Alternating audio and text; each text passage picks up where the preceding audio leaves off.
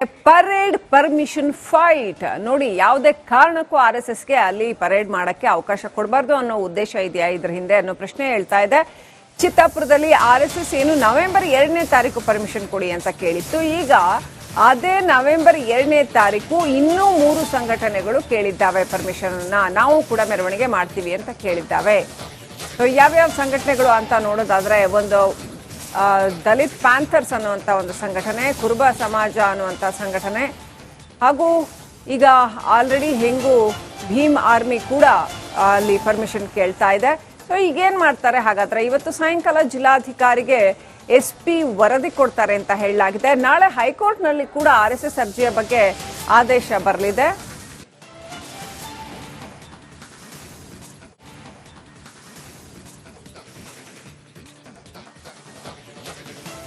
Bhim army, Dalit panthers, ಕುರುಬ ಸಮಾಜ, ಈ ಸಂಘಟನೆಗಳು ಕೂಡ ಪರ್ಮಿಷನ್ ಕೇಳಿದ್ದಾವೆ. ಇನ್ನಷ್ಟು ಅಪ್ಡೇಟ್ ಪಡ್ಕೊಳ್ಳೋಣ. ನಮ್ಮ ಪ್ರತಿನಿಧಿ ಓಂ ಪ್ರಕಾಶ್ ಮುನ್ನೂರ್ ಫೋನ್ ಕನೆಕ್ಟ್ ಆಗಿದ್ದಾರೆ. ಓಂ ಪ್ರಕಾಶ್, ಈಗ ಇನ್ನೂ 3 ಸಂಘಟನೆಗಳು ನಮಗೂ ಅವತ್ತೇ ಅವಕಾಶ ಕೊಡಿ, ಅದೇ ಮಾರ್ಗದಲ್ಲಿ ಅವಕಾಶ ಕೊಡಿ ಅಂತ ಕೇಳ್ತಾ ಇದ್ದಾವೆ ಅಂತ.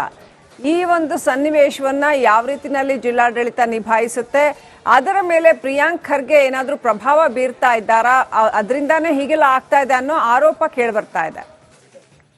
ಶ್ರೀಲಕ್ಷ್ಮಿ, ಚಿತ್ತಾಪುರದಲ್ಲಿ ನವೆಂಬರ್ 2ರಂದು RSS ಪಥಸಂಚಲನ ನಡೆಸಬೇಕು ಅನ್ನುವಂತ ನಿಟ್ಟಿನಲ್ಲಿ ಕಲಬುರಗಿ ಜಿಲ್ಲಾಡಳಿತಕ್ಕೆ ಅರ್ಜಿ ನೀಡಿದ ಬಳಿಕ ಸಾಕಷ್ಟು ಬೆಳವಣಿಗೆಗಳು ಕೂಡ ಆಗಿರುವಂತದ್ದು. ಅಂದ್ರೆ ನವೆಂಬರ್ 2ರಂದೇ ಸಾಕಷ್ಟು ಸಂಘಟನೆಗಳು ಚಿತ್ತಾಪುರದಲ್ಲಿ ಪಥಸಂಚಲನವನ್ನ ನಡೆಸ್ತೇವೆ ಅನ್ನುವಂತ ನಿಟ್ಟಿನಲ್ಲಿ ಕಲಬುರಗಿ ಜಿಲ್ಲಾಧಿಕಾರಿ ಕಚೇರಿಗೆ ಅರ್ಜಿಗಳನ್ನ ತಲುಪಿಸಿರುವಂತದ್ದು. ಇದೀಗ ಒಟ್ಟು 4 ಸಂಘಟನೆಗಳು ಏಕಕಾಲಕ್ಕೆ ಚಿತ್ತಾಪುರದಲ್ಲಿ ಪಥಸಂಚಲನ ಮತ್ತೆ ಪ್ರತಿಭಟನೆ ನಡೆಸ್ತೇವೆ ಅನ್ನುವಂಥದ್ದು. ಒಂದು RSS ಪಥಸಂಚಲನ ನಡೆಸ್ತೇವೆ ಅನ್ನುವಂತ ನಿಟ್ಟಿನಲ್ಲಿ ಅರ್ಜಿ ಸಲ್ಲಿಸಿದ್ರೆ, ಮತ್ತೊಂದ್ ಕಡೆ ಭೀಮ್ ಆರ್ಮಿ, ಮತ್ತೊಂದ್ ಕಡೆ ದಲಿತ ಪ್ಯಾಂಥರ್, ಇವರು ಇಬ್ರು ಕೂಡ ಏನು ಪ್ರಿಯಾಂಕ್ ಖರ್ಗೆಯ ಪರವಾಗಿ RSS ವಿರುದ್ಧವಾಗಿ ಈ ಒಂದು ಪಥಸಂಚಲನ ನಡೆಸೋದಕ್ಕೆ ಮುಂದಾಗಿರುವಂತದ್ದು. ಇದರ ಮಧ್ಯೆ ಇದೀಗ ಗೊಂಡ ಕುರುಬ ST ಹೋರಾಟ ಸಮಿತಿ ಕೂಡ ತಾವು ಕೇಂದ್ರ ಸರ್ಕಾರದ ವಿರುದ್ಧ ಅವತ್ತೇ ದೊಡ್ಡ ಮಟ್ಟದಲ್ಲಿ ಪ್ರತಿಭಟನೆಯನ್ನ ನಡೆಸ್ತೇವೆ ಅನ್ನುವಂತ ನಿಟ್ಟಿನಲ್ಲಿ ಕಲಬುರಗಿ ಜಿಲ್ಲಾಡಳಿತಕ್ಕೆ ಅರ್ಜಿಯನ್ನ ಸಲ್ಲಿಸಿರುವಂತದ್ದು. ಹಾಗಾಗಿ ಇದೀಗ ಈ ಚಿತ್ತಾಪುರ ಪಥಸಂಚಲನ ವಿಚಾರ ಚತುಷ್ಕೋನದಲ್ಲಿ ಹೋರಾಟವನ್ನು ನಡೆದಿರುವಂತದ್ದು. ಈಗ 4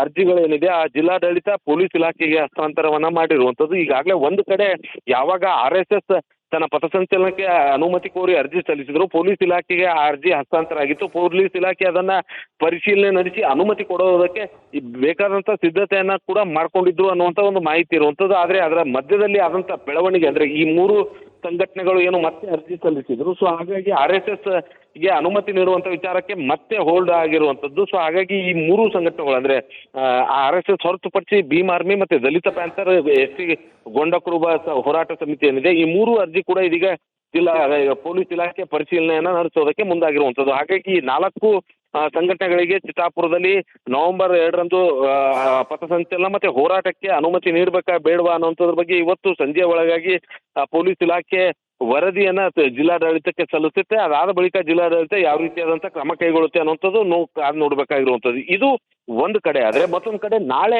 ಹೈಕೋರ್ಟ್ ನಲ್ಲಿ RSS ಸಲ್ಲಿಸಿದಂತ ಅರ್ಜಿ ವಿಚಾರಣೆ ಕೂಡ ಬರುವಂತದ್ದಿದೆ. ಸೊ ಹಾಗಾಗಿ ಅಲ್ಲಿ ಸರ್ಕಾರ ಮತ್ತೆ ಜಿಲ್ಲಾಡಳಿತ ನ್ಯಾಯಾಲಯದ ಗಮನಕ್ಕೂ ಕೂಡ ತರಬೇಕಾಗಿರುವಂತದ್ದು. ಅಂದ್ರೆ ಇಷ್ಟೆಲ್ಲ ವಿಚಾರಗಳು, ಡೆವಲಪ್ಮೆಂಟ್ಗಳು, ಇಷ್ಟೆಲ್ಲ ಸಂಘಟನೆಗಳು ನವೆಂಬರ್ 2ರಂದೇ ಪಥಸಂಚಲನಕ್ಕೆ ಅನುಮತಿ ಕೋರಿರುವಂತ ವಿಚಾರ ಕೂಡ ನ್ಯಾಯಾಲಯದ ಗಮನಕ್ಕೆ ಸರ್ಕಾರ ತರಬೇಕಾಗುತ್ತೆ. ಅಲ್ಲಿ RSS ಪರ ವಕೀಲರು ಕೂಡ ವಾದವನ್ನ ಮಂಡಿಸೋಕೆ ಇರುವಂತದ್ದು, ಮತ್ತೊಂದ್ ಕಡೆ ಸರ್ಕಾರದ ಪರ ವಕೀಲರು ಕೂಡ ಇರುವಂತದ್ದು. ಸೊ ಹಾಗಾಗಿ ನ್ಯಾಯಾಲಯ ಯಾವ ರೀತಿಯಾದಂತ ತೀರ್ಮಾನ ತೆಗೆದುಕೊಳ್ಳುತ್ತೆ ಅನ್ನೋದು ನೋಡ್ಬೇಕಾಗಿರುವಂತದ್ದು. ಶ್ರೀಲಕ್ಷ್ಮಿ, ಪರೇಡ್ ಪರ್ಮಿಷನ್ ಫೈಟ್ ನೋಡಿ, ಯಾವುದೇ ಕಾರಣಕ್ಕೂ RSSಗೆ ಅಲ್ಲಿ ಪರೇಡ್ ಮಾಡಕ್ಕೆ ಅವಕಾಶ ಕೊಡಬಾರ್ದು ಅನ್ನೋ ಉದ್ದೇಶ ಇದೆಯಾ ಇದ್ರ ಹಿಂದೆ ಅನ್ನೋ ಪ್ರಶ್ನೆ ಹೇಳ್ತಾ ಇದೆ. ಚಿತ್ತಾಪುರದಲ್ಲಿ RSS ಏನು ನವೆಂಬರ್ 2ನೇ ತಾರೀಕು ಪರ್ಮಿಷನ್ ಕೊಡಿ ಅಂತ ಕೇಳಿತ್ತು. ಈಗ ಅದೇ ನವೆಂಬರ್ 2ನೇ ತಾರೀಕು ಇನ್ನೂ 3 ಸಂಘಟನೆಗಳು ಕೇಳಿದ್ದಾವೆ ಪರ್ಮಿಷನ್ ಅನ್ನ. ನಾವು ಕೂಡ ಮೆರವಣಿಗೆ ಮಾಡ್ತೀವಿ ಅಂತ ಕೇಳಿದ್ದಾವೆ. ಯಾವ್ಯಾವ ಸಂಘಟನೆಗಳು ಅಂತ ನೋಡೋದಾದ್ರೆ, ಒಂದು ದಲಿತ್ ಪ್ಯಾಂಥರ್ಸ್ ಅನ್ನುವಂಥ ಒಂದು ಸಂಘಟನೆ, ಕುರುಬ ಸಮಾಜ ಅನ್ನುವಂಥ ಸಂಘಟನೆ, ಹಾಗೂ ಈಗ ಆಲ್ರೆಡಿ ಹೆಂಗು ಭೀಮ್ ಆರ್ಮಿ ಕೂಡ ಅಲ್ಲಿ ಪರ್ಮಿಷನ್ ಕೇಳ್ತಾ ಇದೆ. ಸೊ ಈಗೇನು ಮಾಡ್ತಾರೆ ಹಾಗಾದ್ರೆ? ಇವತ್ತು ಸಾಯಂಕಾಲ ಜಿಲ್ಲಾಧಿಕಾರಿಗೆ SP ವರದಿ ಕೊಡ್ತಾರೆ ಅಂತ ಹೇಳಲಾಗಿದೆ. ನಾಳೆ ಹೈಕೋರ್ಟ್ನಲ್ಲಿ ಕೂಡ RSS ಅರ್ಜಿಯ ಬಗ್ಗೆ ಆದೇಶ ಬರಲಿದೆ.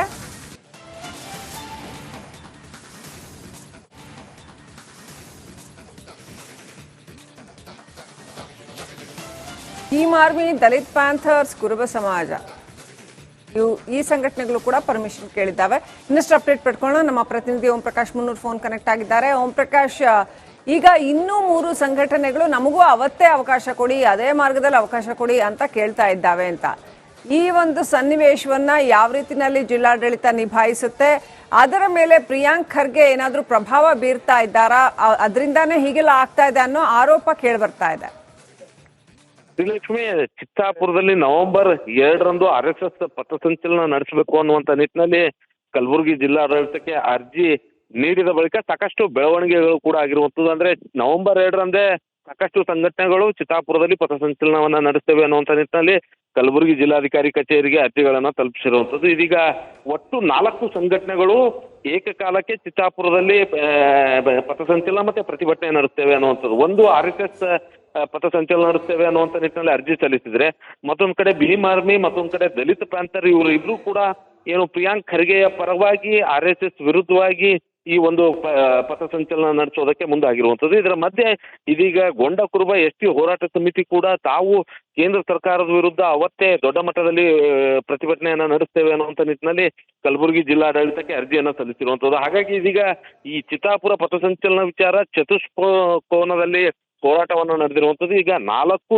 ಅರ್ಜಿಗಳೇನಿದೆ ಆ ಜಿಲ್ಲಾಡಳಿತ ಪೊಲೀಸ್ ಇಲಾಖೆಗೆ ಹಸ್ತಾಂತರವನ್ನ ಮಾಡಿರುವಂತದ್ದು. ಈಗಾಗಲೇ ಒಂದು ಕಡೆ ಯಾವಾಗ RSS ತನ್ನ ಪಥಸಂಚಲನಕ್ಕೆ ಅನುಮತಿ ಕೋರಿ ಅರ್ಜಿ ಸಲ್ಲಿಸಿದ್ರು, ಪೊಲೀಸ್ ಇಲಾಖೆಗೆ ಆ ಅರ್ಜಿ ಹಸ್ತಾಂತರ ಆಗಿತ್ತು. ಪೊಲೀಸ್ ಇಲಾಖೆ ಅದನ್ನ ಪರಿಶೀಲನೆ ನಡೆಸಿ ಅನುಮತಿ ಕೊಡೋದಕ್ಕೆ ಬೇಕಾದಂತ ಸಿದ್ಧತೆಯನ್ನ ಕೂಡ ಮಾಡ್ಕೊಂಡಿದ್ರು ಅನ್ನುವಂತ ಒಂದು ಮಾಹಿತಿ ಇರುವಂತದ್ದು. ಆದ್ರೆ ಅದರ ಮಧ್ಯದಲ್ಲಿ ಆದಂತ ಬೆಳವಣಿಗೆ ಅಂದ್ರೆ ಈ 3 ಸಂಘಟನೆಗಳು ಏನು ಮತ್ತೆ ಅರ್ಜಿ ಸಲ್ಲಿಸಿದ್ರು, ಸೊ ಹಾಗಾಗಿ RSS ಗೆ ಅನುಮತಿ ನೀಡುವಂತ ವಿಚಾರಕ್ಕೆ ಮತ್ತೆ ಹೋಲ್ಡ್ ಆಗಿರುವಂತದ್ದು. ಸೊ ಹಾಗಾಗಿ ಈ 3 ಸಂಘಟನೆಗಳು ಅಂದ್ರೆ RSS ಹೊರತುಪಡಿಸಿ ಭೀಮ್ ಆರ್ಮಿ ಮತ್ತೆ ದಲಿತ ಪ್ಯಾಂಥರ್, ST ಗೊಂಡ ಕುರುಬ ಹೋರಾಟ ಸಮಿತಿ ಏನಿದೆ, ಈ 3 ಅರ್ಜಿ ಕೂಡ ಇದೀಗ ಪೊಲೀಸ್ ಇಲಾಖೆ ಪರಿಶೀಲನೆಯನ್ನ ನಡೆಸೋದಕ್ಕೆ ಮುಂದಾಗಿರುವಂತದ್ದು. ಹಾಗಾಗಿ ಈ 4 ಸಂಘಟನೆಗಳಿಗೆ ಚಿತ್ತಾಪುರದಲ್ಲಿ ನವೆಂಬರ್ 2ರಂದು ಪಥಸಂಚಲನ ಮತ್ತೆ ಹೋರಾಟಕ್ಕೆ ಅನುಮತಿ ನೀಡಬೇಕಾ ಬೇಡವಾ ಅನ್ನುವಂಥದ್ರ ಬಗ್ಗೆ ಇವತ್ತು ಸಂಜೆ ಒಳಗಾಗಿ ಪೊಲೀಸ್ ಇಲಾಖೆ ವರದಿಯನ್ನ ಜಿಲ್ಲಾಡಳಿತಕ್ಕೆ ಸಲ್ಲಿಸುತ್ತೆ. ಅದಾದ ಬಳಿಕ ಜಿಲ್ಲಾಡಳಿತ ಯಾವ ರೀತಿಯಾದಂತ ಕ್ರಮ ಕೈಗೊಳ್ಳುತ್ತೆ ಅನ್ನುವಂಥದ್ದು ಕಾದು ನೋಡ್ಬೇಕಾಗಿರುವಂತದ್ದು. ಇದು ಒಂದು ಕಡೆ ಆದ್ರೆ, ಮತ್ತೊಂದು ಕಡೆ ನಾಳೆ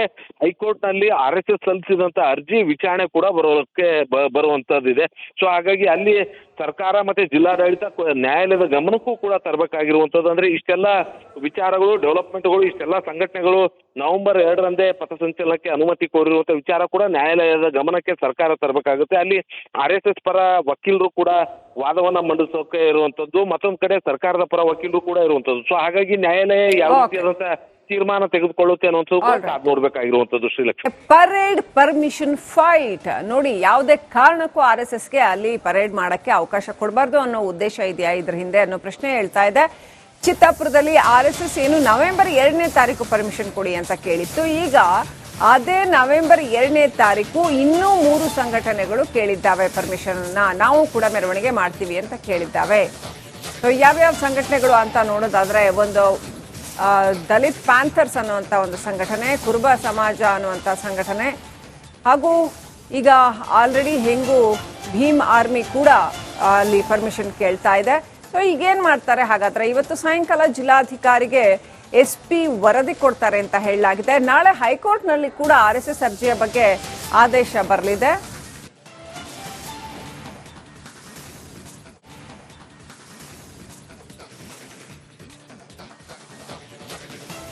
ಭೀಮ್ ಆರ್ಮಿ, ದಲಿತ್ ಪ್ಯಾಂಥರ್ಸ್, ಕುರುಬ ಸಮಾಜ, ಈ ಸಂಘಟನೆಗಳು ಕೂಡ ಪರ್ಮಿಷನ್ ಕೇಳಿದ್ದಾವೆ.